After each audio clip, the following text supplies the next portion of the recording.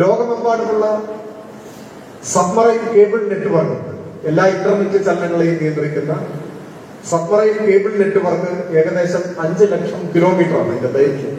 ഈ ലോകം മുഴുവൻ കേബിൾ ശൃംഖലകളാൽ വലയം ചെയ്യപ്പെട്ടിരിക്കുകയാണ്. അതിന്റെ 28% ഇപ്പോ കൈവശം വെച്ചിട്ടുള്ള കമ്പനി നമ്മുടെ ടാറ്റയാണ്. ഇന്ത്യൻ കമ്പനിയായ ടാറ്റയുടെ കൈവശമാണ് ലോകത്തിലെ സബ്മറൈൻ കേബിൾ നെറ്റ്വർക്കിന്റെ 28%. അത് ഓരോ ദിവസം കഴിയുമ്പോൾ കൂടുതലായി വളർന്നുകൊണ്ടേയിരിക്കുകയാണ്. ഇന്ത്യയിലെ ഏറ്റവും വലിയ ചലച്ചിത്ര നിർമ്മാണ കമ്പനി ഇപ്പോ റിലയൻസിന്റെ നിയന്ത്രണത്തിലാണ്, അംബാനിയുടെ നിയന്ത്രണത്തിലാണ്. ഇപ്പൊ കേരളത്തിൽ ഒരു ചാനലുണ്ട് 18 ന്യൂസ് 18. ന്യൂസ് 18 എന്ന് പറഞ്ഞാൽ അതിനർത്ഥം 18 ചാനലുണ്ട്. അതിൽ ഒന്നാണ് മലയാളത്തിലെ ചാനൽ ന്യൂസ് 18. അതാരാണ് അതിന്റെ ഉടമ ഞാൻ പ്രത്യേകം പറയേണ്ടത്? റിലയൻസിന്റെ ചാനലാണ്. നാളെ മനോരമയുടെയും മാതൃഭൂമിയുടെയും മുതലാളി ഒരാളായാലും അത്ഭുതപ്പെടാനാണ്. ഈ രൂപത്തിലുള്ള മാറ്റം മാധ്യമ രംഗത്ത് നടന്നുകൊണ്ടേയിരിക്കുകയാണ്.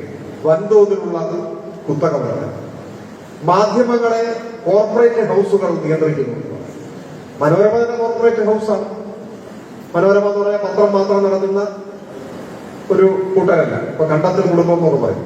കണ്ടത്തിൽ കുടുംബം എന്ന് പറഞ്ഞാൽ ഒരു കണ്ടത്തിൽ ഒരു വീട് വെച്ച് താമസിക്കുന്ന പാവപ്പെട്ട കുടുംബമല്ല, ഒരു വലിയ വ്യവസായ കുടുംബമാണ്.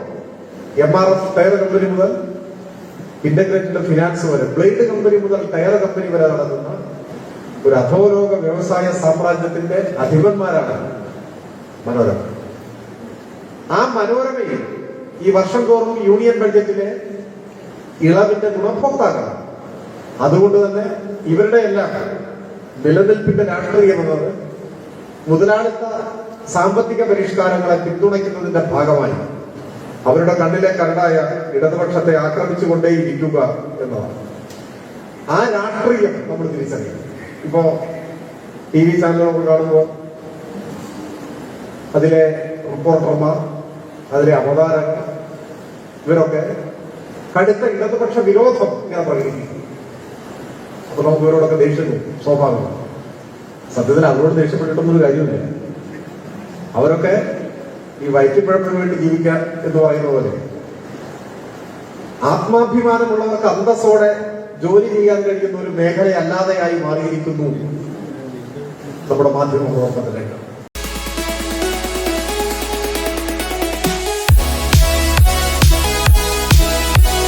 ഇടതുപക്ഷം ചെയ്തത് നന്നായി എന്ന് ഒരു വാർത്ത, ഒരു മുഖപ്രസംഗം, ഒരു ലേഖനം എഴുതിയിട്ടുണ്ട്.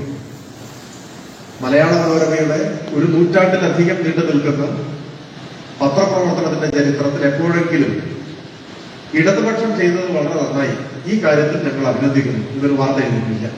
അത് നമ്മളൊന്നും നല്ലത് ചെയ്തിട്ടില്ല. അതെന്തുകൊണ്ടാണ് ഇങ്ങനെ ഒരു അന്ധമായ കമ്മ്യൂണിസ്റ്റ് വിരുദ്ധ മനോഭാവം ഈ മുഖ്യധാരാ മാധ്യമങ്ങൾക്ക് വന്നത് എന്നത് പ്രധാനപ്പെട്ട ചോദ്യമാണ്. അത് ഇന്ത്യയിൽ ചിന്തിക്കുമ്പോൾ ഇന്ത്യയിലെ ഭരണകൂടത്തിന്റെ സാമ്പത്തിക നയങ്ങളുമായി കൂടി ബന്ധപ്പെടുത്തി നാം വിശകലനം ചെയ്യേണ്ട ഒന്നാണ്. വളരെ ചുരുക്കി പറഞ്ഞാൽ ഇപ്പൊ ഒരു വർഷം പാർലമെന്റിൽ അവതരിപ്പിക്കുന്ന ബഡ്ജറ്റ്, യൂണിയൻ ബഡ്ജറ്റ്, വർഷം തോറും അവതരിപ്പിക്കുന്ന യൂണിയൻ ബഡ്ജറ്റ് ഇന്ത്യയിലെ കുത്തക കോർപ്പറേറ്റ് ഹൗസുകൾക്ക് കൊടുക്കുന്ന ഇളവ് ലക്ഷക്കണക്കിന് കോടി രൂപയുടെ, ലക്ഷക്കണക്കിന് രൂപയുടേതല്ല, ലക്ഷക്കണക്കിന് കോടി രൂപ. പണ്ടൊക്കെ ലക്ഷം തന്നെ വലിയ സംഖ്യയാണ്. ലക്ഷം എന്ന് പറഞ്ഞാൽ വലിയ സംഖ്യ. ഒരു ലക്ഷമൊക്കെ കണ്ടിട്ടുള്ള ഒരു നാട്ടിലുള്ള കുറവായിരിക്കും. നിങ്ങൾ കാണുന്നുണ്ടാവും. നിങ്ങളുടെ ജീവിത പങ്കാളികൾ കൂടി സർവീസിലാണെങ്കിൽ എല്ലാ മാസവും നിങ്ങൾ ലക്ഷമൊക്കെ കാണുന്നുണ്ട്. ഇത് അവിടെ നിൽക്കട്ടെ, ലക്ഷം അല്ല, പക്ഷെ എന്നാലും കോടിയൊക്കെ കാണാൻ ബുദ്ധിമുട്ടാണ്. ഇത് ലക്ഷം കോടിയാണ്.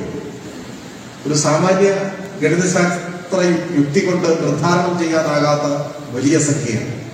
നിങ്ങൾക്ക് സംശയം ഉണ്ടെങ്കിൽ നിങ്ങളൊന്ന് എഴുതി നോക്കും. 1 ലക്ഷം കോടി എന്നിട്ടൊന്ന് എഴുതി നോക്കും. അക്ഷരത്തിലല്ല, അക്കത്തിൽ തെറ്റും ഉറപ്പാണ്. അത് ബാങ്ക് ഉദ്യോഗസ്ഥന്മാരായാലും തെറ്റും, നഴ്സുമാരുടെ കാര്യം പറയുന്നത് നമ്മളത് കൈകാര്യം ചെയ്യുന്നില്ലല്ലോ. നിത്യജീവിതത്തിൽ വലിയ സംഖ്യകളൊക്കെ അങ്ങനെ എഴുതിക്കൊണ്ടിരിക്കുന്നവർക്ക് പോലും തരും. കാരണം ഇത്ര വലിയ സംഖ്യ എഴുതേണ്ട ആവശ്യമില്ല. ഒന്നൊന്ന് എഴുതിയിട്ട് 12 പൂജ്യമാണ്. അതാണ് 1,00,000 കോടി എഴുതുക. അപ്പൊ ഈ ലക്ഷം കോടികളാണ് നീക്കുന്നത്. 5 ലക്ഷം കോടി 6 ലക്ഷം കോടിയൊക്കെ നീക്കുക. ആർക്ക്? ഇന്ത്യയിലെ വൻകിട കോർപ്പറേറ്റുകൾ, കുത്തക മുതലാളികൾ, അവർക്ക് ഓരോ വർഷവും ബഡ്ജറ്റിൽ കേന്ദ്ര ഗവൺമെന്റ് കൊടുക്കുന്ന സാമ്പത്തിക സൗജന്യമാണ് കൊടുക്കുക. സായിനാഥ് എന്ന് പറയുന്ന പ്രതിബദ്ധ മാധ്യമ പ്രവർത്തനത്തിന്റെ പ്രതീകമായി പലരും ചൂണ്ടിക്കാണിക്കപ്പെടുന്ന ഒരു മാധ്യമ പ്രവർത്തകൻ, അദ്ദേഹം ഒരിക്കലും ഒരു ലേഖനത്തിൽ പരാമർശിക്കുകയുണ്ടായി. ഈ പണത്തിന്റെ വർഷം തോറും ഇന്ത്യയിലെ കോർപ്പറേറ്റുകൾക്ക് വേണ്ടി നീക്കിവെക്കുന്ന ഈ പണത്തിന്റെ 1/7 ഭാഗം, അത്രയും വേണ്ട, അതിന്റെ പകുതിയും വേണ്ട, ഒരു 1/7 ഭാഗമെങ്കിലും ഇന്ത്യയിലെ ജനങ്ങൾക്ക് വേണ്ടി നീക്കിവെക്കാൻ സർക്കാർ തയ്യാറായാൽ 1 കിലോഗ്രാമിന് 3 രൂപ നിരക്ക് അരിയും ഗോതമ്പും വർഷം മുഴുവൻ APL BPL വ്യത്യാസമില്ലാതെ ഇന്ത്യയിലെ മുഴുവൻ മനുഷ്യർക്കും കൊടുക്കാൻ സാധിക്കും. ഇതാണ് അദ്ദേഹത്തിന്റെ കണക്ക്. അത് ശാസ്ത്രീയമായൊരു കണക്കാണ്. APL BPL വേർതിരിവൊന്നും വേണ്ട. ഇന്ത്യക്കാരായ മുഴുവൻ മനുഷ്യർക്കും 1 കിലോ അരിക്കും ഗോതമ്പിനും 3 രൂപ നിരക്കിൽ വിതരണം ചെയ്യാൻ ഈ കോർപ്പറേറ്റുകൾക്ക് കൊല്ലം തോറും കൊടുക്കുന്ന പണത്തിന്റെ 1/7 നീക്കിവെച്ചാൽ മതി. അതാണ്. അങ്ങനെ ചെയ്താലോ പിന്നെ ഇന്ത്യയിൽ പട്ടിണി മരണങ്ങൾ ഉണ്ടാകും. പിന്നെ ഈ പറയുന്ന റേഷൻ പ്രശ്നങ്ങളൊന്നുമില്ല. കാരണം പൊതുവിപണിയിൽ 3 രൂപയ്ക്ക് വരാൻ പോകും. എന്തുകൊണ്ടാണ് ഗവൺമെന്റ് അതിന് തയ്യാറാവുന്നത്? ഇന്നും ലോകത്തിൽ ഏറ്റവും കൂടുതൽ പട്ടിണി മരണങ്ങൾ നടക്കുന്ന രാജ്യങ്ങളിൽ ഒന്ന് നമ്മുടെ രാജ്യമാണ്. അപ്പോ കോർപ്പറേറ്റുകൾക്ക് വേണ്ടി ഗവൺമെന്റ് സ്വീകരിക്കുന്ന ഈ പ്രീണന നയം തിരുത്താനോ ഇതുപോലെ ഗണ്യമായ ഒരു തുക ജനങ്ങൾക്കാകെ ക്ഷേമത്തിന് വേണ്ടി നീക്കിവെക്കാനോ കേന്ദ്ര ഗവൺമെന്റ് തയ്യാറാവുന്നില്ല. ഇതാണ് സായിനാഥിന്റെ വിമർശനം. ഇത് കേന്ദ്ര ഗവൺമെന്റ് എന്ന് പറഞ്ഞാൽ മോദിയുടെ ഗവൺമെന്റ് എന്ന് മാത്രമല്ല അർത്ഥം. കോൺഗ്രസ് ഗവൺമെന്റും ഇതേ സമീപനമാണ് സ്വീകരിച്ചത്. കോൺഗ്രസും BJP ഈ കാര്യത്തിൽ ഒരേ നയമാണ് സ്വീകരിക്കുന്നത്. കോൺഗ്രസ് തുടങ്ങി വെച്ച ആ സാമ്പത്തിക നയമാണ് BJP പിന്തുടരുന്നത്. ആ കാര്യത്തിൽ അവർക്ക് അഭിപ്രായ വ്യത്യാസങ്ങളില്ല. ഇതിനെ എതിർക്കുന്നതാരാണ്? ഇടതുപക്ഷം മാത്രം. ഇപ്പൊ നാളെ ഒരു തെരഞ്ഞെടുപ്പിൽ അല്ലെങ്കിൽ അടുത്ത് വരാൻ പോകുന്ന പാർലമെന്റ് തെരഞ്ഞെടുപ്പ് ഇന്ത്യയിൽ ഭൂരിപക്ഷം വരുന്ന പാർലമെന്റ് സീറ്റുകളിൽ ജയിച്ച് ഇടതുപക്ഷം ഒരു ഗവൺമെന്റ് ഉണ്ടാക്കും എന്ന് ആരും പ്രതീക്ഷിക്കുന്നുണ്ടാവില്ല. നമ്മൾ തന്നെ അങ്ങനെ പ്രതീക്ഷിക്കുന്നില്ല. അത്ര എളുപ്പത്തിൽ ഇന്ത്യൻ രാഷ്ട്രീയത്തിൽ മാറ്റമുണ്ടാക്കാൻ കഴിയുന്ന ഒരു സാഹചര്യമല്ല നിലവിലുള്ളത്. നീ അങ്ങനെ അധികാരത്തിൽ വരണമെന്നില്ല. കുറച്ച് സീറ്റുകൾ കിട്ടിയാലോ, കുറച്ച് മെച്ചപ്പെട്ട ഒരു സ്ഥിതി. ഇപ്പൊ നമുക്ക് വളരെ സീറ്റുകൾ കുറവാണ്. അങ്ങനെ വരാം. 2004 61 MP ഇന്ത്യയിൽ ഇടതുപക്ഷത്തിനുണ്ടായി. അതിൽ 44 പേർ CPIM, 61 പേർ ഇടതുപക്ഷത്തിനാകുന്നു. അങ്ങനെ വന്നാൽ പോലും ഇന്ത്യൻ പാർലമെന്റിലെ ഒരു വിലപേശ ശക്തിയായി മാറാൻ ഇടതുപക്ഷത്തിന് കഴിയും. ഭരിക്കുന്നവരുടെ നയങ്ങളിൽ സ്വാധീനം ചെലുത്താൻ കഴിയും. അതാണ് കോമൺ മിനിമം പ്രോഗ്രാം ഒക്കെ ഉണ്ടായി. വനാവകാശ നിയമവും തൊഴിലുറപ്പ് പദ്ധതിയും ഒക്കെ, റൈറ്റ് ടു ഇൻഫർമേഷൻ ഒക്കെ ഉണ്ടായത് അത്തരത്തിലുള്ള കാലഘട്ടത്തിൽ വന്ന മാറ്റമാണ്, മാറ്റത്തിന്റെ ഭാഗമാണ്. അപ്പോൾ ഇന്ത്യയിൽ ഇടതുപക്ഷം അധികാരത്തിൽ വന്നില്ലെങ്കിലും പാർലമെന്റിനകത്ത് മെച്ചപ്പെട്ട ഒരു നിലയിലേക്ക് വന്നാൽ പോലും ഈ സാമ്പത്തിക നയങ്ങൾ ഇതുപോലെ തുടരാനാവില്ല എന്ന് ഇന്ത്യൻ കോർപ്പറേറ്റുകൾക്ക് നിർണ്ണയം. അതുകൊണ്ട് ഇന്ത്യയിലെ കോർപ്പറേറ്റ് ഹൗസുകളുടെ ലക്ഷ്യം BJP അധികാരത്തിൽ വന്നാലും തിരക്കിടില്ല, കോൺഗ്രസ് വന്നാലും കുഴപ്പമില്ല. രണ്ടു കൂട്ടരും കോർപ്പറേറ്റ് താല്പര്യങ്ങളെ സംരക്ഷിക്കുന്നുണ്ട്. പിന്നെ ആര് വന്നാലാണ്? ആരും വന്നോളണമെന്നില്ല. കുറച്ച് മെച്ചപ്പെട്ട ഒരു സ്ഥിതിയിലേക്കെങ്കിലും ഇടതുപക്ഷം വന്നാലാണ് ഈ കോർപ്പറേറ്റ് നയങ്ങൾക്കെതിരായ ശബ്ദം ഉയരുന്നത്. അതുകൊണ്ടോ കോർപ്പറേറ്റുകൾ എതിർക്കുന്ന രാഷ്ട്രീയം ഇടതുപക്ഷ രാഷ്ട്രീയം. അത് അവരുടെ ശത്രുപക്ഷത്തെ നിർത്തുകയല്ലാതെ അവർക്ക് മാർഗമില്ല. ആരാണ് കോർപ്പറേറ്റ് ഹൗസുകൾ? കോർപ്പറേറ്റ് ഹൗസുകളുടെ നിയന്ത്രണത്തിലാണ് ഇന്നത്തെ മെയിൻ സ്ട്രീം മീഡിയ. അതിവിടെ മാത്രമല്ല, ലോകത്തിലാകെ. മാധ്യമരംഗത്ത് വന്ന ഏറ്റവും വലിയ മാറ്റം മാധ്യമങ്ങളുടെ വ്യവസായവൽക്കരണം. മാധ്യമം വ്യവസായമായി മാറുന്നു. ആ വ്യവസായം കുത്തക കോർപ്പറേറ്റുകളുടെ നിയന്ത്രണത്തിലേക്കായി മാറും.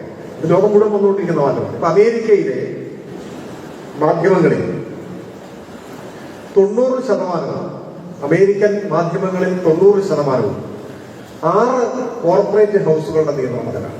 6 വൻകിട കമ്പനികളാണ് അമേരിക്കൻ ഐക്യനാടുകളിലെ 90% മാധ്യമങ്ങളെയും നിയന്ത്രിക്കുന്നത്. Comcast, Walt Disney, AT&T, Paramount Global, Sony, Fox, ഈ 6 കോർപ്പറേറ്റ് ഹൗസുകളാണ് അമേരിക്കൻ മീഡിയയുടെ 90%യും നിയന്ത്രിക്കുന്നത്. ഇവരുടെ സ്വത്താണ്. ഇത് അമേരിക്കൻ മാത്രമുള്ളൊരു മാറ്റമല്ല. ബ്രിട്ടനിലേക്ക് വരുമ്പോൾ 2019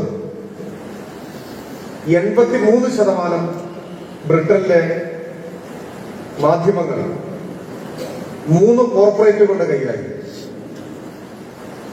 Trinity Mirror, News UK, DMG media. അത് 2021 ആകുന്നു. ഈ കൊല്ലത്തെ കണക്ക് വരാൻ പോകുന്നത് 2021 ആകുമ്പോഴേക്ക് അത് 90%. 90% ബ്രിട്ടീഷ് മീഡിയയിൽ 3 കമ്പനികളുടെ കയ്യിലാണ്. 3 കമ്പനികളുടെ കയ്യിൽ. ലോക്കൽ പത്രങ്ങൾ, മറ്റേ നെറ്റ്വർക്ക്, TV നെറ്റ്വർക്ക് എല്ലാം ഒഴിവാക്കിയാൽ ലോക്കൽ അച്ചടി മാധ്യമങ്ങളിൽ 83% 6 കമ്പനികളുടെ കയ്യിലാണ്. പ്രാദേശിക പത്രങ്ങളുണ്ട്, അതിന്റെ 83% 6 കമ്പനികളുടെ കയ്യിലാണ്. നാഷണൽ മീഡിയയുടെ 90%വും 3 കമ്പനികളുടെ കയ്യിലാണ്. ഈ കുത്തകവൽക്കരണം നമ്മുടെ രാജ്യത്ത് വന്നുകൊണ്ടിരിക്കുകയാണ്. ലോകത്തിൽ പല രാജ്യങ്ങളിലും ഇതിനോടകം അതിന്റെ ഏറ്റവും ഉച്ചസ്ഥായിയിലെത്തിയ മാധ്യമരംഗത്തെ കുത്തകവൽക്കരണം നമ്മുടെ രാജ്യത്തും മുൻപോട്ട് പോവുകയാണ്. ഇപ്പോ ലോകമെമ്പാടുമുള്ള സബ്മറൈൻ കേബിൾ നെറ്റ്വർക്ക്, എല്ലാ ഇന്റർനെറ്റ് ചലനങ്ങളെയും നിയന്ത്രിക്കുന്ന സബ്മറൈൻ കേബിൾ നെറ്റ്വർക്ക് ഏകദേശം 5 ലക്ഷം കിലോമീറ്ററാണ് ഇതിന്റെ ദൈർഘ്യം. ഈ ലോകം മുഴുവൻ കേബിൾ ശൃംഖലകളാൽ വലയം ചെയ്യപ്പെട്ടിരിക്കുകയാണ്. അതിന്റെ 28% ഇപ്പോ കൈവശം വെച്ചിട്ടുള്ള കമ്പനി നമ്മുടെ ടാറ്റയാണ്. ഇന്ത്യൻ കമ്പനിയായ ടാറ്റയുടെ കൈവശമാണ് ലോകത്തിലെ സബ്മറൈൻ കേബിൾ നെറ്റ്വർക്കിന്റെ 28%. അത് ഓരോ ദിവസം കഴിയുമ്പോൾ കൂടുതലായി വളർന്നുകൊണ്ടേയിരിക്കുകയാണ്. ഇന്ത്യയിലെ ഏറ്റവും വലിയ ചലച്ചിത്ര നിർമ്മാണ കമ്പനി ഇപ്പോ റിലയൻസിന്റെ നിയന്ത്രണത്തിലാണ്, അംബാനിയുടെ നിയന്ത്രണത്തിലാണ്. ഇപ്പൊ കേരളത്തിൽ ഒരു ചാനലുണ്ട് 18, ന്യൂസ് 18. ന്യൂസ് 18 എന്ന് പറഞ്ഞാൽ അതിനർത്ഥം 18 ചാനലുണ്ട്. അതിൽ ഒന്നാണ് മലയാളത്തിലെ ചാനൽ ന്യൂസ് 18. അതാരാണ് അതിന്റെ ഉടമ ഞാൻ പ്രത്യേകം പറയേണ്ടത്? റിലയൻസിന്റെ ചാനലാണ്. നാളെ മനോരമയുടെയും മാതൃഭൂമിയുടെയും മുതലാളി ഒരാളായാലും അത്ഭുതപ്പെടാനാണ്. ഈ രൂപത്തിലുള്ള മാറ്റം മാധ്യമ രംഗത്ത് നടന്നുകൊണ്ടേയിരിക്കുകയാണ്. വൻതോതിലുള്ള കുത്തകവൽക്കരണം. മാധ്യമങ്ങളെ കോർപ്പറേറ്റ് ഹൗസുകൾ നിയന്ത്രിക്കുന്നു. മനോരമ തന്നെ കോർപ്പറേറ്റ് ഹൗസാണ്. മനോരമ എന്ന് പറഞ്ഞാൽ പത്രം മാത്രം നടത്തുന്ന ഒരു കൂട്ടരല്ല. ഇപ്പൊ കണ്ടത്തിൽ കുടുംബം എന്ന് പറയും. കണ്ടത്തിൽ കുടുംബം എന്ന് പറഞ്ഞാൽ ഒരു കണ്ടത്തിൽ ഒരു വീട് വെച്ച് താമസിക്കുന്ന പാവപ്പെട്ട കുടുംബമല്ല, ഒരു വലിയ വ്യവസായ കുടുംബമാണ്. MRF ടയർ കമ്പനി മുതൽ ഇന്റഗ്രേറ്റഡ് ഫിനാൻസ് വരെ, ബ്ലേഡ് കമ്പനി മുതൽ ടയർ കമ്പനി വരെ നടത്തുന്ന ഒരു അധോലോക വ്യവസായ സാമ്രാജ്യത്തിന്റെ അധിപന്മാരാണ് മനോരമ. ആ മനോരമയിൽ ഈ വർഷം തോറും യൂണിയൻ ബഡ്ജറ്റിലെ ഇളവിന്റെ ഗുണഭോക്താക്കളാണ്. അതുകൊണ്ട് തന്നെ ഇവരുടെ എല്ലാം നിലനിൽപ്പിന്റെ രാഷ്ട്രീയം എന്നത് മുതലാളിത്ത സാമ്പത്തിക പരിഷ്കാരങ്ങളെ പിന്തുണയ്ക്കുന്നതിന്റെ ഭാഗമായി അവരുടെ കണ്ണിലെ കരടായ ഇടതുപക്ഷത്തെ ആക്രമിച്ചുകൊണ്ടേയിരിക്കുക എന്നതാണ്. ആ രാഷ്ട്രീയം നമ്മൾ തിരിച്ചറിയണം. ഇപ്പോ TV ചാനലുകൾ കാണുമ്പോൾ അതിലെ റിപ്പോർട്ടർമാർ, അതിലെ അവതാരകർ, ഇവരൊക്കെ കടുത്ത ഇടതുപക്ഷ വിരോധം ഇങ്ങനെ പ്രകടിപ്പിക്കും. അപ്പൊ നമുക്ക് ഇവരോടൊക്കെ ദേഷ്യം സ്വാഭാവികം. സത്യത്തിൽ അവരോട് ദേഷ്യപ്പെട്ടിട്ടൊന്നും കാര്യമില്ല. അവരൊക്കെ ഈ വയറ്റിപ്പഴപ്പിന് വേണ്ടി ജീവിക്കാൻ എന്ന് പറയുന്ന പോലെ ആത്മാഭിമാനമുള്ളവർക്ക് അന്തസ്സോടെ ജോലി ചെയ്യാൻ കഴിയുന്ന ഒരു മേഖലയല്ലാതെയായി മാറിയിരിക്കുന്നു നമ്മുടെ മാധ്യമ പ്രവർത്തന രംഗം. ഇപ്പൊ ജോൺ സുണ്ടൻ എന്ന് പറയുന്ന ഒരാൾ, അദ്ദേഹം ന്യൂയോർക്ക് ടൈംസിന്റെ ചീഫ് എഡിറ്റോറിയൽ റൈറ്ററായിരുന്നു ദീർഘകാലം. 1800കളിലാണ് ഒടുവിൽ അദ്ദേഹം സ്വന്തമായി ഒരു പത്രം തുടങ്ങി. പത്രത്തിന്റെ പേര് സ്വിൻഡൻസ് ന്യൂസ് പേപ്പറാണ്. 1860 മറ്റോ ആണ്. അത് പുറത്തിറക്കിക്കൊണ്ട് അദ്ദേഹം ഒരു പ്രസംഗം നടത്തി. തന്റെ സ്വന്തം പത്രം പ്രകാശനം ചെയ്യുന്ന വേളയിൽ ജോൺ സ്വിൻഡൻ നടത്തിയൊരു പ്രസംഗം. ആ പ്രസംഗം ആരംഭിക്കുന്നത് ഇങ്ങനെയാണ്: സ്വതന്ത്ര മാധ്യമ പ്രവർത്തനം എന്ന ഒന്നില്ല. അദ്ദേഹം ആരംഭിക്കുക, സ്വതന്ത്ര മാധ്യമ പ്രവർത്തനം എന്ന ഒന്നില്ല. നിങ്ങളൊരു മാധ്യമത്തിൽ ജോലി ചെയ്യാൻ ആരംഭിച്ചാൽ ആ നിമിഷം മുതൽ നിങ്ങൾ സത്യത്തെ ബലികഴിക്കാൻ തുടങ്ങിയിരിക്കുന്നു. സത്യം പറയാൻ ഒരു മാധ്യമ പ്രവർത്തകരും കഴിയില്ല. അഥവാ പറഞ്ഞാൽ അടുത്ത ദിവസം അയാൾക്ക് പണിയുണ്ടാകില്ല. സത്യത്തെ ബലികഴിക്കുന്നതിന് ലഭിക്കുന്ന കൂലിയാണ് മാധ്യമ പ്രവർത്തകന്റെ ശമ്പളം. ഇങ്ങനെ ആരംഭിക്കുകയാണ് അദ്ദേഹത്തിന്റെ പ്രസംഗം. എല്ലാ മാധ്യമ പ്രവർത്തകരും എല്ലാ മനുഷ്യരും വായിച്ചിരിക്കേണ്ട പ്രസംഗമാണ് ജോൺ സ്വിൻഡന്റെ പ്രസംഗം.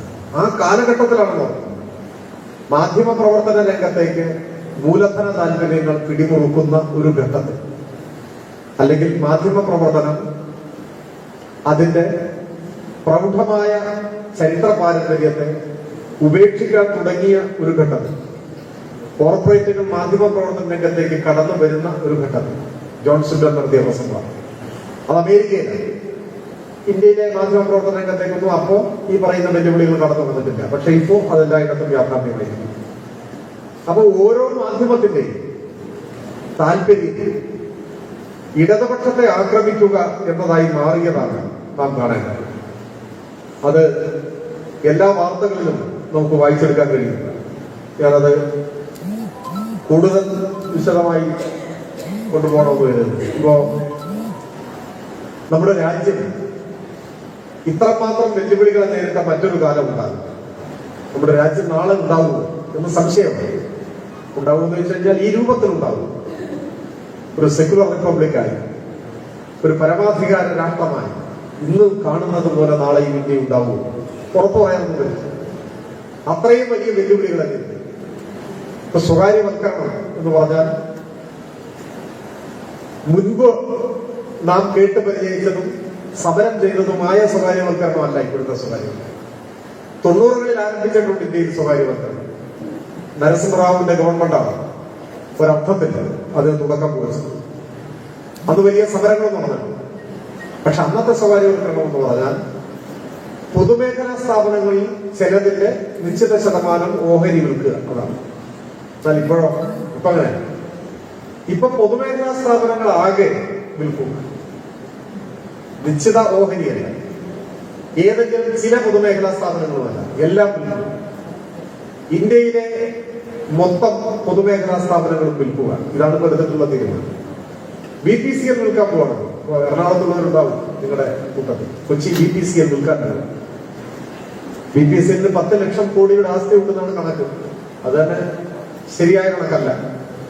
നമ്മുടെ രാജ്യത്തെമ്പാടുമുള്ള BPCL പെട്രോൾ പമ്പ് ഇരിക്കുന്ന സ്ഥലത്തിന്റെ വില തന്നെ ഉണ്ടാവും ചിലപ്പോൾ. 10 ലക്ഷത്തിലധികം എന്നുള്ളതൊരു ഔപചാരിക കണക്കാണ്. ഇനി അത് വിശ്വസിച്ചാൽ തന്നെ 10 ലക്ഷം കോടിയിലധികം ആസ്തി ഉണ്ട് എന്ന് ഗവൺമെന്റ് തന്നെ കണക്കാക്കിയ BPCL 50,000 കോടിക്ക് വിൽക്കാനാണ് തീരുമാനം. 50,000 കോടിക്ക്. BPCLന്റെ പിന്നിലാണെങ്കിൽ വലിയൊരു ചരിത്രവും. ഇന്ത്യക്ക് സ്വാതന്ത്ര്യം കിട്ടുമ്പോൾ BPCL ഇല്ല. പകരം ബർമ ഷെൽ കമ്പനി എന്ന ഒരു ബ്രിട്ടീഷ് സ്വകാര്യ എണ്ണ കമ്പനിയാണ്. പിന്നീട് ഇന്ത്യ പാകിസ്ഥാൻ യുദ്ധം ഉണ്ടായി. ഇന്ദിരാഗാന്ധി പ്രധാനമന്ത്രിയായിരിക്കുന്ന സ്ഥിതി. ആ യുദ്ധ സമയത്ത് ഇന്ത്യൻ സൈന്യത്തിന് കൂടുതൽ ഇന്ധനം ആവശ്യമായി വന്നു. യുദ്ധമുഖത്ത് സപ്ലൈ ലൈനെല്ലാം കാര്യക്ഷമമാകണമെങ്കിൽ സൈനിക വാഹനങ്ങൾ നിരന്തരം ഓടിക്കൊണ്ടിരിക്കും. അപ്പൊ അതിന് എണ്ണ കൂടുതലായി വരും. അപ്പൊ ഇന്ദിരാഗാന്ധി ബർമ ഷെൽ കമ്പനിയോട് ഇന്ത്യൻ മിലിറ്ററിക്ക് വേണ്ടി എണ്ണ ഉത്പാദനം വർദ്ധിപ്പിക്കണം എന്നാവശ്യപ്പെട്ടു. അപ്പൊ ഇന്ത്യ ഗവൺമെന്റിനെ അത്ഭുതപ്പെടുത്തിക്കൊണ്ട് ആവശ്യം ബർമ ഷെൽ കമ്പനി നിരാകരിച്ചു. അപ്പോഴാണ് ഇന്ദിരാഗാന്ധിക്ക് മനസ്സിലായത് എണ്ണ ശുദ്ധീകരണം പോലെയുള്ള തന്ത്രപ്രധാനമായ മേഖലകൾ സർക്കാരിന്റെ നിയന്ത്രണത്തിൽ വേണം എന്ന് CPIM പറയുന്നത് എന്തുകൊണ്ടാണ് എന്ന് ഇന്ദിരാഗാന്ധിക്ക് മനസ്സിലായത് ഈ അനുഭവം ഉണ്ടായിരുന്നു. ഏതായാലും യുദ്ധം കഴിഞ്ഞു. യുദ്ധമുഖത്തെ വഞ്ചനാപരമായ ഒരു അനുഭവത്തിൽ നിന്ന് പഠിച്ച പാഠം ഉൾക്കൊണ്ട് ഇന്ദിരാഗാന്ധി മുൻകൈയെടുത്താണ് ബർമ ഷെൽ കമ്പനിയെ ദേശസാൽക്കരിച്ചതും സർക്കാർ ഏറ്റെടുത്ത് ഭാരത് പെട്രോളിയം കോർപ്പറേഷൻ ലിമിറ്റഡ് ആക്കി മാറ്റിയിരുന്നു. അതിനാണ് BPCL എന്ന പേരിൽ എണ്ണ കമ്പനി ഉണ്ടാവുന്നത്. ആ BPCLനെയാണ് നാഴികയ്ക്ക് 40 വട്ടം ദേശാഭിമാനത്തെ കുറിച്ച്, രാജ്യസ്നേഹത്തെ കുറിച്ച് പ്രസംഗിക്കുന്ന ഇപ്പോഴത്തെ ഗവൺമെന്റ് വീണ്ടും സ്വകാര്യ മുതലാളികൾ എടുക്കാൻ പോകും. ഇത് BPCLന്റെ മാത്രം അനുഭവമല്ല, കോട്ടയത്തുള്ള പ്രതിനിധികൾ ഉണ്ടാവുന്നത്. അപ്പൊ കോട്ടയത്ത് കഴിഞ്ഞ മാസം നമ്മുടെ മുഖ്യമന്ത്രി ഒരു കമ്പനി ഉദ്ഘാടനം ചെയ്തു. നിങ്ങൾ ചിലപ്പോൾ ശ്രദ്ധിച്ചിട്ടുണ്ടാവും. KPPL എന്ന പേര്, കേരള പേപ്പർ പ്രൊഡക്ട്സ് ലിമിറ്റഡ്. അത് വെള്ളൂരിലെ പഴയ HNL ആണ്. ഹിന്ദുസ്ഥാൻ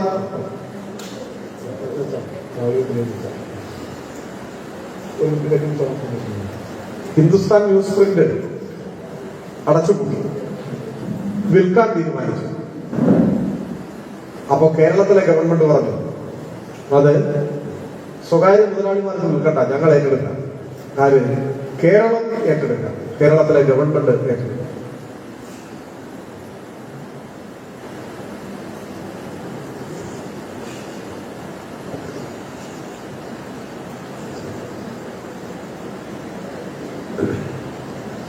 അങ്ങനെ കേരളത്തിലെ ഗവൺമെന്റ് അത് വാങ്ങി.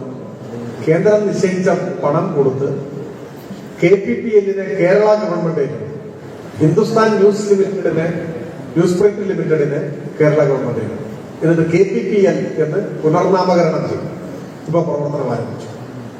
കേന്ദ്രം വിൽക്കാൻ തീരുമാനിക്കുകയാണ്. അത് കേരളം ഏറ്റെടുത്ത് ജനങ്ങളുടെ സ്വത്തായി നിലനിർത്തുകയാണ്. തിരുവനന്തപുരത്തെ HLL, ഹിന്ദുസ്ഥാൻ ലാറ്റക്സ് ലിമിറ്റഡ്, വൻതോതിൽ ലാഭം ഉണ്ടാക്കുന്ന പൊതുമേഖലാ സ്ഥാപനം, അതിപ്പോ വിൽക്കാൻ തീരുമാനിച്ചു. കേരളം ഏറ്റെടുക്കാൻ സന്നദ്ധത അറിയിച്ചു. പക്ഷെ കേന്ദ്ര ഗവൺമെന്റ് ഇപ്പൊ നയം മാറ്റി.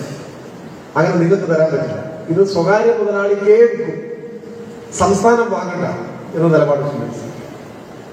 ഇങ്ങനെ എല്ലാ പൊതുമേഖലാ സ്ഥാപനങ്ങളും ഒന്നും രണ്ടുമല്ല, ഇന്ത്യയിലെ പൊതുമേഖല അമർനാഥിലും അങ്ങനെയൊക്കെ പല രാജ്യത്തിന്റെ പല ഭാഗങ്ങളിലായിട്ടുള്ള അത് 7 കമ്പനികളാക്കി മാറ്റി. ഇനി അത് സ്വകാര്യ മുതലാളികൾക്ക് വിൽക്കാൻ പോകും. ലോകത്തിൽ ആദ്യമായിട്ടാണ് ഒരു രാജ്യം സൈന്യത്തിന് വേണ്ട പടക്കോപ്പുകൾ നിർമ്മിക്കുന്ന ഫാക്ടറികൾ സ്വകാര്യ മുതലാളിമാർക്ക്. ഇന്ത്യൻ സൈന്യത്തിന്റെ കാര്യക്ഷമതയെ തന്നെ ദോഷകരമായി ബാധിക്കുന്നതായാണ് ആ നയമാണ് ഇപ്പോൾ സ്വീകരിച്ചിട്ടുള്ളത്. വിമാനത്താവളങ്ങൾ മുഴുവൻ വിൽക്കാനാണ്. തിരുവനന്തപുരം വിറ്റു. തിരുവനന്തപുരം എയർപോർട്ട് അദാനിയുടേതാണ്, ഇന്ത്യ ഗവൺമെന്റിന്റെ. ബാക്കി എയർപോർട്ടുകളും വിൽക്കാൻ, മുഴുവൻ വിമാനത്താവളങ്ങളും വിൽക്കും. പോർട്ടുകൾ, തുറമുഖങ്ങൾ വിൽക്കുക. റെയിൽവേ, ഇന്ത്യയിലെ ആദ്യത്തെ സ്വകാര്യ തീവണ്ടി കഴിഞ്ഞ ദിവസം മദ്രാശിയിൽ ഓടി. ഇനി തീവണ്ടികൾ മാത്രമല്ല, തീവണ്ടി പാളങ്ങൾ വിൽക്കാം. നമ്മൾ അത്ഭുതപ്പെടും, എങ്ങനെയാണ് തീവണ്ടിപ്പാളം? തിരുവനന്തപുരം മുതൽ കൊച്ചി വരെ തീവണ്ടിപ്പാളം ഒരു മുതലാളിക്ക് കേക്ക് മുറിക്കുന്ന പോലെ തീവണ്ടിപ്പാളം കുറിച്ച് വിൽക്കാൻ പോകും. ആ പാളത്തിലൂടെ ഓടുന്ന തീവണ്ടികൾ ഇനി ആ മുതലാളി നിശ്ചയിക്കുന്ന നികുതി അടക്കേണ്ടി വരും. അങ്ങനെ ദേശീയപാത കുറിച്ച് വിൽക്കാൻ പോകും. കൊച്ചിയിൽ നിന്ന് കോഴിക്കോട്ടേക്കുള്ള നാഷണൽ ഹൈവേ ഇനി ഒരു മുതലാളിയുടേതായിരുന്നു. ആ മുതലാളി ചിലപ്പോൾ ആ മുതലാളിയുടെ അച്ഛന്റെ പേരിടും ആ ദേശീയ പാത. അതിലൂടെ കടന്നു പോകുന്ന വാഹനങ്ങൾ അയാൾ നിശ്ചയിക്കുന്ന ടോൾ കൊടുക്കേണ്ടി വരും. ദേശീയപാതയിൽ റെയിൽവേ ശൃംഖലകൾ ആകെ സ്വകാര്യ മുതലാളികൾക്ക്. മൊബൈൽ ടവറുകൾ, ഇലക്ട്രിസിറ്റി ലൈൻ, ഗ്യാസ് ലൈൻ, ഇങ്ങനെ രാജ്യത്തെ ഓരോന്നിനും മണ്ണും വിൽക്കാനാണ്. ഇന്ത്യയുടേതല്ലാതായി മാറാറുണ്ട്. ഓരോ സ്വകാര്യ മുതലാളിയുടേതായി നമ്മുടെ രാജ്യം മാറാറുണ്ട്. ഭരണകർത്താക്കളാൽ അപഹരിക്കപ്പെടുന്ന രാഷ്ട്രമായി ഇന്ത്യ മാറുന്ന ഒരു കാലമാണ്. ഏതെങ്കിലും ഒരു പത്രം ഇതിനെക്കുറിച്ച് മുഖപ്രസംഗം എഴുതി, ഏതെങ്കിലും ഒരു ടെലിവിഷൻ ചാനൽ ഈ വിഷയം ഉയർത്തി ഒരു ചർച്ച സംഘടിപ്പിച്ചിട്ടുണ്ട്? ഇല്ല. വളരെ അപകടകരമാണ് സ്ഥിതി. നമ്മുടെ രാജ്യം നമ്മുടേതല്ലാതായി മാറും. പണ്ടങ്ങനെ ഇന്ത്യ സ്വാതന്ത്ര്യത്തിന് മുൻപ് ഇങ്ങനെ ഒറ്റ രാജ്യമല്ല, നാട്ടുരാജ്യമായിരുന്നു എന്ന് മാത്രമല്ല, നാട്ടുരാജ്യങ്ങളായിരുന്നു എന്ന് മാത്രമല്ല, പല സ്വകാര്യ മുതലാളിമാരുടെയും കുടുംബങ്ങളുടെ ഒക്കെ. ഇപ്പൊ ബോംബെ പോർച്ചുഗീസുകാരുടെ നിയന്ത്രണത്തിലായിരുന്നു. ചരിത്രത്തിൽ അതിനു മുമ്പ് ഗുജറാത്ത് സുൽത്താൻമാരുടെ കയ്യിലായിരുന്നു ബോംബെ. 1534 AD ബാസിയൻ സന്ധി. ഇപ്പൊ ഹിസ്റ്ററി പഠിച്ചിട്ടുള്ളവരൊക്കെ കൊടുത്തിട്ടുണ്ട്. ബാസിയൻ സന്ധി പ്രകാരം പോർച്ചുഗലിന്റെ നിയന്ത്രണത്തിലേക്ക് വന്നു ബോംബെ.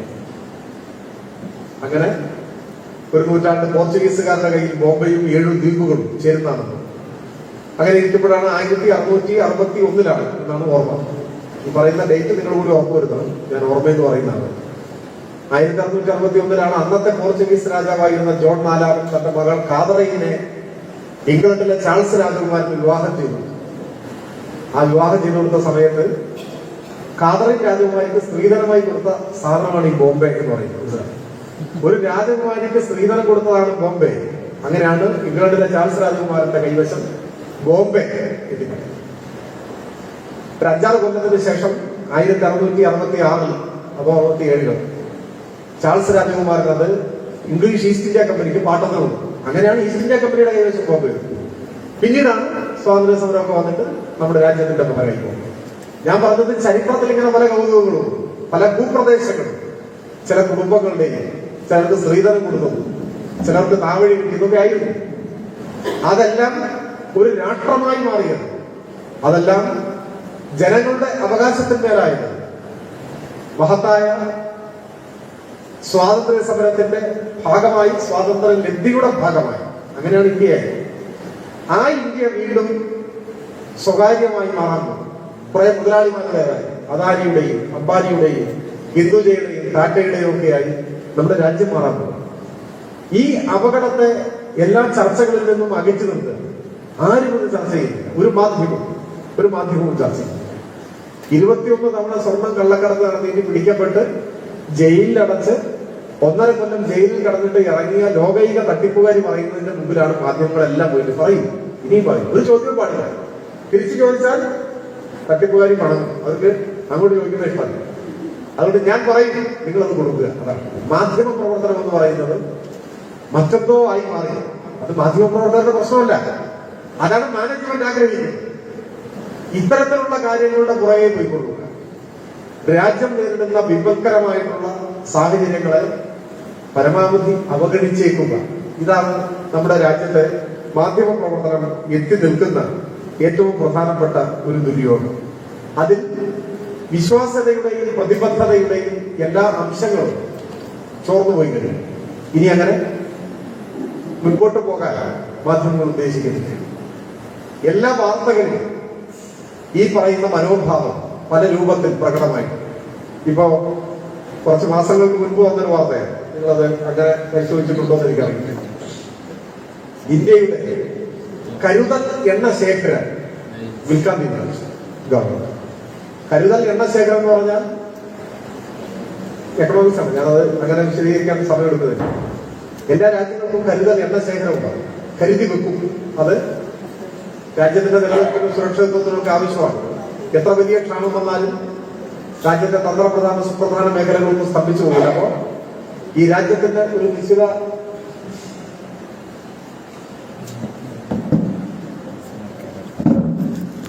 അളവ് എണ്ണ, പെട്രോളും ഡീസലും കരുതലായിട്ടുണ്ടാവും. അത് കരുതൽ ശേഖരമാണ്.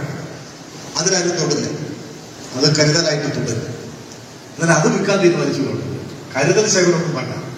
രാജ്യം തന്നെ തകരാറ് വേണം. അപ്പോഴാണ് കരുതൽ ശേഖരം വിൽക്കാൻ തീരുമാനമെടുക്കുന്നതിന് മുമ്പ് തന്നെ വിറ്റു തുടങ്ങി. മംഗലാപുരത്തെ ഒരു പെട്രോൾ പമ്പിന് 3 ലക്ഷം ടൺ പെട്രോൾ വിറ്റ് കഴിഞ്ഞപ്പോഴാണ് ഇതൊരു വാർത്തയായി.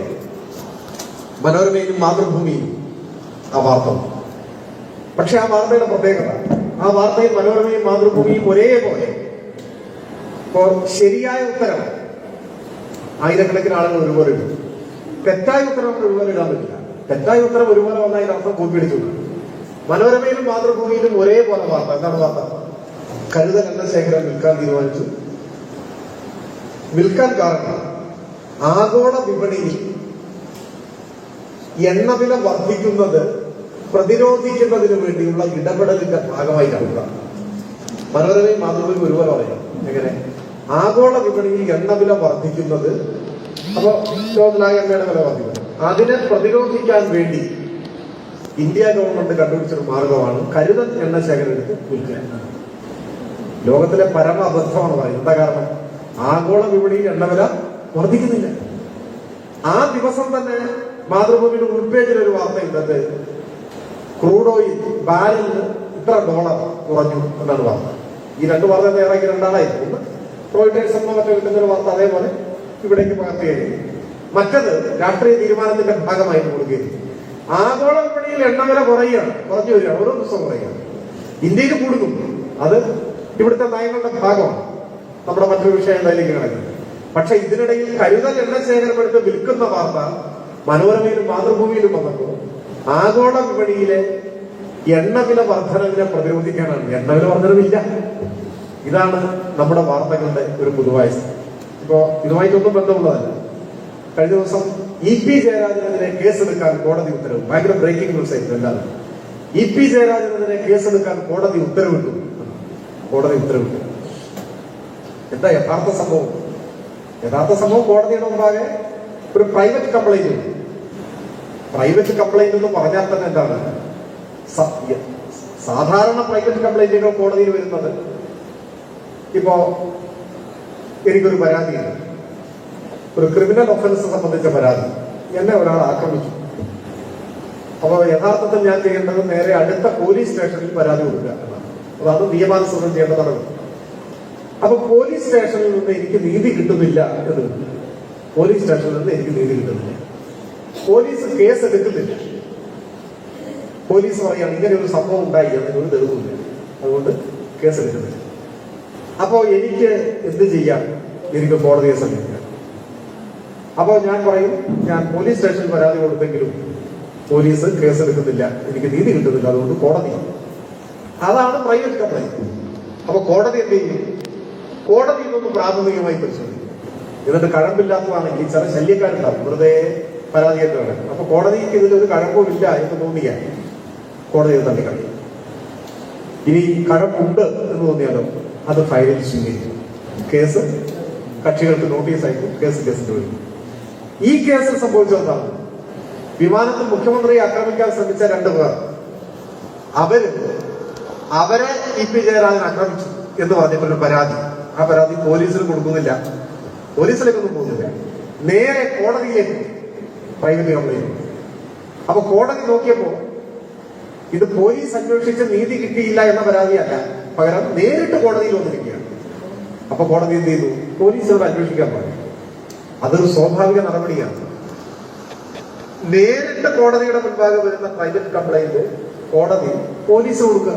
നിങ്ങൾ അന്വേഷിക്കുമോ, ഈ പറയുന്നത് വസ്തുതയാണോ അല്ലയോ? പോലീസ് അന്വേഷിക്കുക, അതൊരു സ്വാഭാവിക നടപടിയാണ്. ഇനി എന്താണ് ഉണ്ടാവുക? ഇനി പോലീസ് അത് അന്വേഷിക്കും, തെളിവുകളൊക്കെ ശേഖരിക്കും. എന്നിട്ട് ഇവർ പറയുന്നത് ശരിയാണ് എങ്കിൽ പോലീസ് കേസ് രജിസ്റ്റർ ചെയ്യും. ഇവർ പറയുന്നത് ശരിയല്ല എങ്കിലോ ആ പരാതി തള്ളിക്കളയും, എന്നിട്ട് കോടതി അറിയിക്കും. ഇതാണ് സംഭവിക്കുന്നത്. ഏതൊരാൾക്കും ആർക്കും എതിരെ ഇങ്ങനെ ചെയ്യാം. ഇപ്പോ നിങ്ങൾക്ക് ഇന്നത്തെ ക്യാമ്പ് കഴിയുമ്പോൾ ക്ലാസ് ഒന്നും ഇഷ്ടപ്പെട്ടില്ല, എന്നാ കിടക്കട്ടെ എന്ന് എഴുതിയിട്ട് എനിക്കെതിരെ ഒരു പരാതി പെരിന്തൽമണ്ണ കോടതിയിൽ കൊണ്ടു കൊടുത്താൽ കോടതി എന്ത് ചെയ്യും? നേരെ പോലീസിനോട് നിങ്ങൾ അന്വേഷിക്കും എന്ന് പറയും. പോലീസ് അന്വേഷിക്കുമ്പോ ഇത് കള്ളപ്പരാതിയാണെന്ന് മനസ്സിലായിട്ട് അത് റെഫർ ചെയ്യും. എന്നിട്ട് കോടതിയോട് പറയും സംഭവം ഉണ്ടായിട്ടില്ല എന്ന് പറഞ്ഞ് അതാണ് കഴിഞ്ഞു. അപ്പൊ പോലീസിനെ അന്വേഷിക്കാൻ പോലീസിനോട് പറഞ്ഞു എന്നതാണ് ഇതിലെ സംഭവം. പക്ഷെ എല്ലാ മാധ്യമങ്ങളും വാർത്ത വരുന്നതാണ് കോടതി കേസെടുക്കാൻ പറഞ്ഞു. കോടതി കേസെടുത്തു. ആ കൂട്ടത്തിലെ ഏറ്റവും വിചിത്രമായ വാർത്ത കൊടുത്തത് മനോരമ ഓൺലൈനാണ്. മനോരമ ഓൺലൈൻ കൊടുത്ത വാർത്ത ഇങ്ങനെയാണ്: മനഃപൂർവ്വമല്ലാത്ത നരഹത്യ, വധശ്രമം, ക്രിമിനൽ ഗൂഢാലോചന എന്നീ വകുപ്പുകൾ പ്രകാരം കേസെടുക്കാനാണ് കോടതി പറഞ്ഞത്. മനഃപൂർവ്വമല്ലാത്ത നരഹത്യ ശ്രമമല്ല, അത് വേറെ ഉണ്ട്. അടുത്തത് വധശ്രമം, അത് വേറെ. അപ്പൊ ഇതൊക്കെ പ്രകാരം കേസെടുക്കാൻ കോടതി പറഞ്ഞു എന്നാണ്. അപ്പൊ ഈ നരഹത്യ എന്ന് പറഞ്ഞാൽ ആരെ ഒരാളെ കൊന്നു എന്നർത്ഥം. ആരെയാണ് കൊന്നത്? EP ജയരാജൻ കൊന്ന ആ ആൾ ആരാണ്? അതൊരു ചോദ്യമാണ്. മനോരമ അടിച്ചുവിടുകയാണ്. മനഃപൂർവ്വമല്ലാത്ത നരഹത്യക്ക് കേസെടുക്കാൻ പറഞ്ഞു. മനഃപൂർവ്വമല്ലാത്ത നരഹത്യ എന്നൊക്കെ പറഞ്ഞാൽ സാധാരണ ഈ വാഹനം ഓടിച്ചു പോകുമ്പോൾ അപകടം വന്ന് ഒരാൾ മരിച്ചു, അപ്പൊ കേസെടുക്കും. പക്ഷെ സാധാരണ നിലയിൽ നെഗ്ലിജൻസ് കൊണ്ടൊക്കെ സംഭവിക്കുന്നതായിരിക്കും. ഈ കൊല്ലപ്പെട്ട ആളെ കൊല്ലണമെന്ന ഉദ്ദേശം ആർക്കുണ്ടാവില്ല, ഡ്രൈവർക്കുണ്ടാവില്ല. അപ്പൊ എടുക്കുന്ന കേസാണെന്ത്, മനഃപൂർവ്വമല്ലാന്ന് പറയുന്നത്. ആള് കൊല്ലപ്പെട്ടു, കൊല്ലപ്പെടാൻ കാരണം ഈ ഡ്രൈവറാണ്. പക്ഷെ ഡ്രൈവർക്ക് കൊല്ലണം എന്നുള്ള ഉദ്ദേശമില്ല, എങ്കിലും കൊലക്കേസിലെ പ്രതിയാണ്, അതിനുള്ള ശിക്ഷ അനുഭവിക്കേണ്ടി. അപ്പൊ അങ്ങനെയൊക്കെ ചേർക്കുന്ന ഒരു വകുപ്പാണ്. അപ്പൊ ഞാൻ പറഞ്ഞു വരുന്നത്, ഓരോ ദിവസവും ഇങ്ങനെ എന്തെങ്കിലുമൊക്കെ ഉള്ള തരത്തിൽ അബദ്ധങ്ങളും വിഡിത്തവും ആണെങ്കിലും ഇടതുപക്ഷത്തെ പരമാവധി ആക്രമിച്ചുകൊണ്ടേയിരിക്കണം എന്നതാണ് മാധ്യമങ്ങളുടെ പൊതുവായ ഒരു രീതി. ഇതിൽ മാനേജ്മെന്റ് നിർദ്ദേശം കൊടുക്കുന്നുണ്ട്, ഒരു ഭയവുമില്ലാതെ എന്നും ആക്രമിച്ചോളണം, അത് രാഷ്ട്രീയമാണ്, അതിനാണ് ശമ്പളം കൊടുക്കുന്നത്. അതുകൊണ്ട് അവരോട് നമ്മൾ ദേഷ്യപ്പെടേണ്ട കാര്യമില്ല.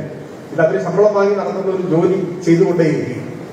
ഈ കാലത്ത് കെട്ടുകഥകളും നുണക്കഥകളും എല്ലാം ഇങ്ങനെ പൊലിപ്പിച്ച് പ്രചരിപ്പിച്ച് അതാണ് ശരി എന്നൊരു അന്തരീക്ഷം സൃഷ്ടിക്കുകയാണ്. അതാണ് സത്യാനന്തര കാലത്തെ മാധ്യമങ്ങളുടെ പൊതുവായ രീതി. ഇതിന് ഒരുപാട് ഉദാഹരണങ്ങൾ പറയാൻ കഴിയും. ഞാൻ ആ ഉദാഹരണങ്ങളുടെ ആകെ വിശദാംശങ്ങളിലേക്ക് ഈ ക്ലാസിന്റെ ഭാഗമായി കടന്നു പോകണം എന്ന് ഞാൻ ഉദ്ദേശിക്കുന്നില്ല.